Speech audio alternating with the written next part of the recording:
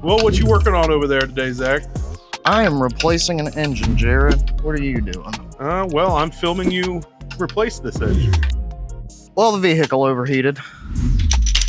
At that point, we deemed that it needed an engine because it warped the cylinder head in the block. So at the moment, I am reusing all of the stuff I have to transfer over before I put it back in. If you can start it and work on it the whole time, usually a couple days. But if you got to work it in between, obviously that lengthens the time frame. So, Zach, what should a person do if their engine's overheating? They should safely pull over to the side of the road and shut their vehicle off.